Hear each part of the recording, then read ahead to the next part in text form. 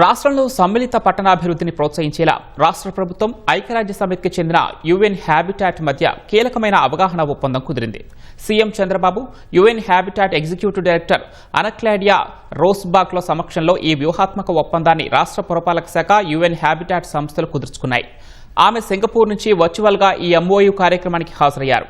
Search AP, rise AP, uplift AP విధానాల్లో భాగంగా అమరావతిలో పట్టణ వ్యవహారాలపై ఓ సెంటర్ ఆఫ్ ఎక్సలెన్స్ ఏర్పాటు చేయడంతో పాటు పేదరిక నిర్మూలన, పట్టణ పేదల జీవనోపాధిని మెరుగుపరచడం లాంటి అంశాలను చేపట్టేలా ఈ ఒప్పందం చేసుకున్నారు. ప్రాంతీయ ఆర్థిక వృద్ధి కోసం వ్యూహాత్మక పట్టణ ప్రణాళిక, వాతావరణ మార్పులను తట్టుకునేలా సుస్థిర పర్యావరణ వ్యవస్థల నిర్మాణం, డిజిటల్ గవర్నెన్స్, మున్సిపల్ ఫైనాన్స్తో పాటు సుస్థిరాభివృద్ధి లక్ష్యాలపై రాష్ట్ర ప్రభుత్వం యుఎన్ హ్యాబిటాట్తో కలిసి పనిచేయనుంది. దీంతో పాటు 2028లో మెక్సికోలో జరగనున్న 14వ వరల్డ్ అర్బన్ ఫోరం సదస్సులో ఏపీ విజయాలను ప్రపంచ వేదికపై ప్రదర్శించాలని నిర్ణయించారు.